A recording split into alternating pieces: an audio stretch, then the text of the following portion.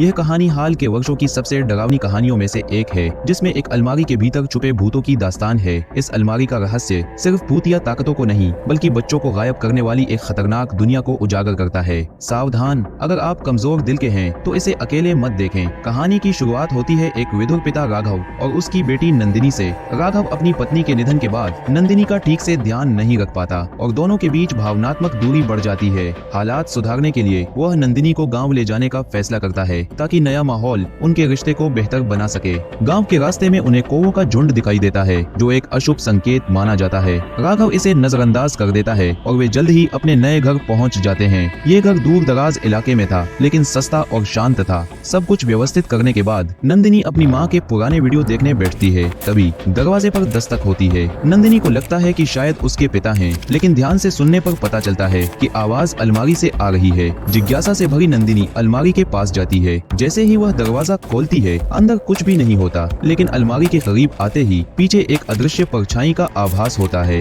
इसी बीच राघव नंदिनी की आवाज सुनकर ऊपर दौड़ता है। उसे नंदिनी का यह अजीब व्यवहार खटकता है। राघव ने नंदिनी से पूछा वह क्यों चिल्ला रही थी। नंदिनी ने मुस्कुराते हुए जवाब दिया कि शायद उसने अलमारी से कुछ शोर सुना था। उसने अलमारी की जांच की और उसमें कुछ भी नहीं देखा। राघव नंदिनी से अलमारी के बारे में भूलकर जल्दी सो जाने के लिए कहता है। वह एक आर्किटेक्ट है और एक बड़े प्रोजेक्ट पर काम कर रहा है, जो उसे देर रात तक व्यस्त रखता है। लेकिन उस रात उसे ऊपर से वायलिन की आवाज सुनाई देती है। गुस्से में राघव नंदिनी के कमरे में जाता है, लेकिन वहाँ कुछ अजीब होता है। नंदिनी गहरी नींद में सो रही है और उसका वायलिन फर्श पर पड़ा हुआ मिलता है। अलमारी के पास अजीब हरकतें महसूस होने पर अर्जुन घबरा जाता है।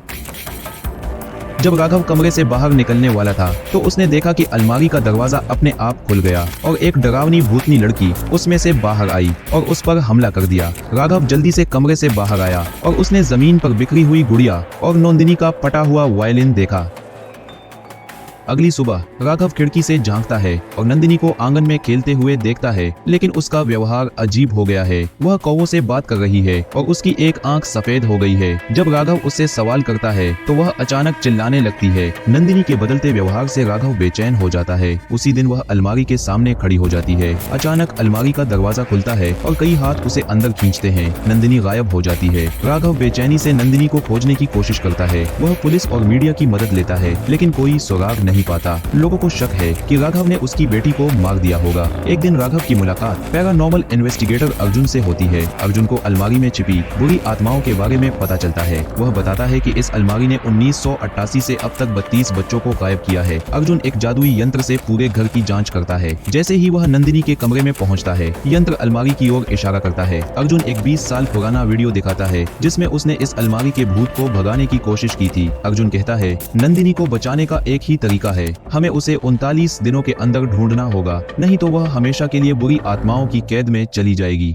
राघव और अर्जुन ने बुरी आत्माओं से लड़ने की तैयारी शुरू कर दी, लेकिन यह लड़ाई सिर्फ नंदिनी को बचाने की नहीं थी, बल्कि उन 33 बच्चों की आत्माओं को शांति दिलाने की भी थी, जो इस अलमारी का शिकार बने। अर्जुन ने पूरे घर में सीसी कैमरा लगाया और भूतों की तलाश की तैयारी की। बाद में अर्जुन थक गया और सोफे पर सो गया। उधर राघव ने नंदिनी के कमरे में कुछ सुना और उस कमरे की ओर चला गया। कमरे में प्रवेश करते ही कमरे का दरवाजा अपने आप बंद हो जाता है और तभी राघव के सामने एक भयानक भूत आ गया। राघव डर के मारे कांप उठा। ब्लूटूथ ईयरपीस के जरिए अर्जुन राघव को बताता है कि इन आत्माओं को सिर्फ खुली आंखों वाले ही देख सकते हैं। अर्जुन कहता है अपनी आंखें बंद करो और धीरे धीरे कमरे से बाहर निकल जाओ। अचानक कैमरे बंद हो जाते हैं और अर्जुन के सामने एक छोटी लड़की आती है। वह आत्माओं की नेता है। उसे देखकर अर्जुन डर से कांप उठता है। हिम्मत जुटाकर वह एक पुश्तैनी पवित्र ताबीज उठाता है, लेकिन यह आत्मा कोई साधारण भूत नहीं थी। जादू और मंत्र उसके सामने शक्तिहीन लग रहे थे। जैसे ही वह लड़की की डरी हुई आंखों में देखता है, उसके दिमाग में 1988 की यादें कौंध जाती हैं। वह लड़की माया थी, जो उस साल रहस्यमयी तरीके से गायब हो गई थी। माया अपना दाहिना हाथ उठाती है और अर्जुन की गर्दन पकड़ लेती है, जिससे वह गंभीर रूप से घायल हो जाता है।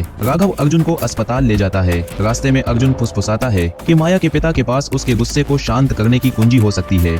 पुरानी केस फाइलों की जांच के जरिए राघव को माया के पिता रमेश एक जीर्ण शीर्ण घर में मिले। जब रमेश ने राघव के हाथ में गुड़िया देखी तो उसका चेहरा डर से पीला पड़ गया। उसने गुड़िया छीन ली और दूसरे कमरे में भाग गया, जहाँ उसने उसे जला दिया और बुदबुदाया, अब मुझे परेशान मत करो। लेकिन जैसे ही आग की लपटें बढ़ी, माया अपने पिता के पीछे आई और रस्सी से उनका गला घोंट दिया। शोर सुनकर राघव अंदर भागा। हताश रमेश ने राघव पर हमला किया, लेकिन माया ने उसे पहले ही घेर लिया था। तब राघव को माया की दुखद कहानी याद आई। 1988 में रमेश ने एक असफल निवेश के कारण सब कुछ खो दिया था, कर्ज में डूब गया था। बहुत दबाव में उसने पहले अपनी पत्नी को मार डाला और फिर माया को एक अलमारी में बंद कर दिया। घर को जलाकर राख करने का इरादा किया, लेकिन आग ने उसे बचा लिया। अस्पताल से वापस आकर अर्जुन ने राघव के लिए अपने खून से एक सुरक्षा चिन्ह बनाया, जिससे माया की आत्मा कुछ समय के लिए शांत हो गई। हालांकि माया अपने पिता को अपने साथ अलमीरा में ले गई। फिर अर्जुन ने राघव के साथ एक असाधारण विचार साझा किया। अर्जुन ने राघव से कहा कि तुम उसकी यादों में प्रवेश कर सकते हो। आप ऐसा कर सकते हैं। अगर हमारी भावनात्मक आवृत्ति एक जैसी है तो आप नंदिनी को वापस ला सकते हैं, लेकिन आपके पास सिर्फ 30 मिनट हैं। अगर आप तब तक वापस नहीं आए तो आप कभी वापस नहीं आएंगे। जादुई चक्र का उपयोग करते हुए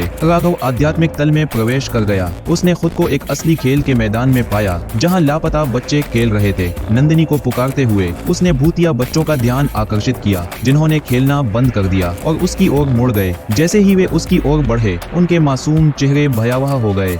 तभी कोहरे में नंदिनी के वायलिन की धुन धुंध में गूंज उठी। उस आवाज के बाद राघव ने नंदिनी को अकेले खड़ा पाया। वह उलझन में ऊपर देखती रही, लेकिन जब उसने उसे गले लगाया तो एक तेज रफ्तार ट्रक ने उन्हें टक्कर मार दी और वे गिर पड़े। आत्माओं की नेता माया प्रकट हुई। वह दुष्टता से मुस्कुराई। उसकी दुखद कहानी उसकी भयावह आंखों में अंकित थी। राघव ने उससे विनती की, नंदिनी को जाने दो। मैं उसे वह प्यार देने का वादा करता हूँ जिसकी वह हकदार है।